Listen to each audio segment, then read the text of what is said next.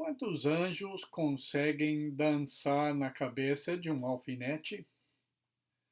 Esta pergunta foi lançada centenas de anos atrás para mostrar até que ponto ridículo os teólogos usavam o raciocínio humano para debater questões impossíveis de serem respondidas.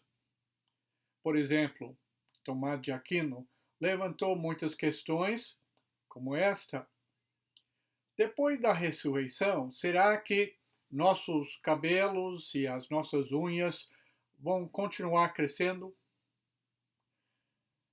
Diferente dessas questões, a Boa Nova de Cristo se baseia em fatos.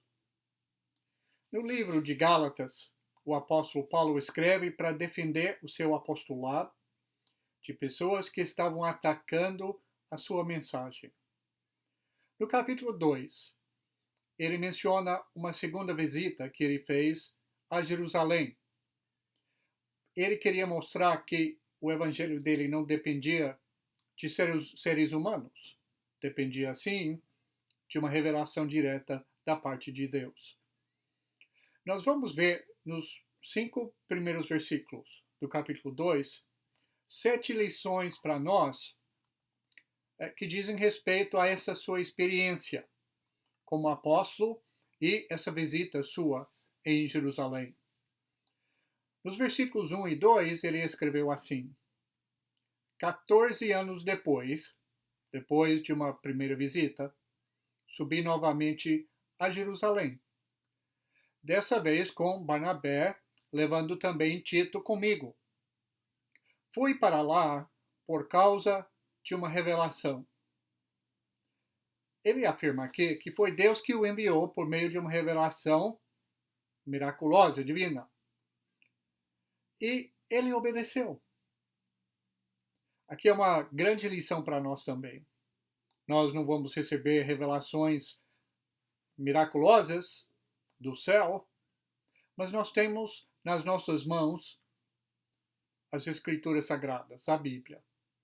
E lá é a revelação de Deus para nós hoje. Dentro dessa revelação, há mandamentos de Deus para a nossa salvação. Hebreus 5, versículo 9, diz exatamente isso. Vamos seguir então o exemplo do apóstolo Paulo, para nós sermos também discípulos obedientes ao mandamento de Deus. É uma primeira lição aqui desse trecho. No versículo 2, o apóstolo continua a falar sobre sua visita lá em Jerusalém. Ele falou que foi para lá por causa de uma revelação e expus diante deles o evangelho que prego entre os gentios, fazendo-o, porém, em particular aos que pareciam mais influentes. Paulo era corajoso para chegar perante um grupo de apóstolos e expor ou explicar exatamente a mensagem que vinha pregando há bastante tempo. Precisamos ter essa mesma coragem, essa mesma disposição, essa mesma prontidão para expor ou explicar a mensagem a respeito de Jesus. Em todo momento, em todo lugar, devemos falar a verdade da boa nova que nós proclamamos. Vamos não ter nem medo, nem vergonha, como o apóstolo Paulo. No final do versículo 2, Paulo diz que ele fez isso para não correr ou ter corrido inutilmente. Ele fazia de tudo para proteger o seu trabalho, porque era o trabalho de Deus, e para garantir a integridade desse evangelho e desse trabalho no meio das pessoas, especificamente aqui entre os Gálatas. Então precisamos fazer igual. Número 3, precisamos fazer de tudo para garantir o sucesso e a continuidade, a integridade do trabalho no reino de Deus. Nos versículos 3 e 4, Paulo também menciona uma quarta coisa que nós podemos tirar de lição para nós. Ele disse que nem mesmo Tito, que estava comigo, foi obrigado a circuncidar-se, apesar de ser grego. Essa questão foi levantada porque alguns falsos irmãos infiltraram-se em nosso meio para espionar a liberdade que temos em Cristo Jesus e para nos reduzir à escravidão. Paulo reconheceu que nem todo mundo tem boas intenções. E nem todo mundo, mesmo que tenham boas intenções, tem a mensagem correta.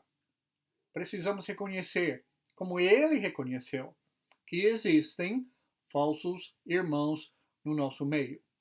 E se deixarmos, esses falsos irmãos vão destruir a liberdade que temos em Cristo e vão nos conduzir até uma escravidão espiritual. Número 5.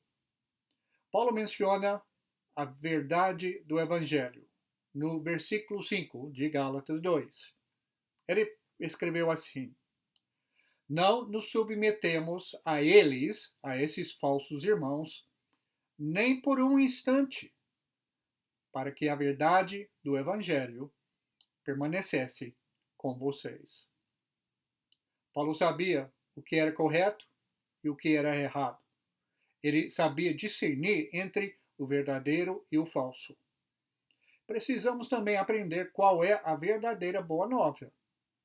Tem tantas mensagens, tantas pregações, tantas teorias, teologias e tradições humanas. Precisamos distinguir bem, saber bem pela palavra de Deus, comparando tudo que ouvimos por meio dessa palavra. E número 6, aqui também no versículo 5, ele falou que ele não se submeteu nem por um instante, nem por um momento a esses falsos irmãos. Como ele, precisamos, número 6, precisamos resistir, sem vacilar, em momento algum, às pressões para mudar a boa nova. Teria sido muito fácil para ele, lá em Jerusalém, no meio dos apóstolos, talvez até eles tivessem uma certa simpatia com esses falsos irmãos, que queriam juntar o Evangelho e a lei de Moisés, para impor a prática da circuncisão. Paulo não aceitou de forma alguma, porque ele sabia que isso viraria o Evangelho em outro Evangelho, que não é Evangelho nenhum. E número 7. Aqui nesse mesmo versículo 5 de Gálatas 2, Paulo reconhece que existe uma verdade do Evangelho e ele está pensando nessa verdade do Evangelho em termos dos Gálatas e das necessidades deles. Ele falou que ele fez tudo isso para que a verdade do Evangelho permanecesse com vocês, os Gálatas.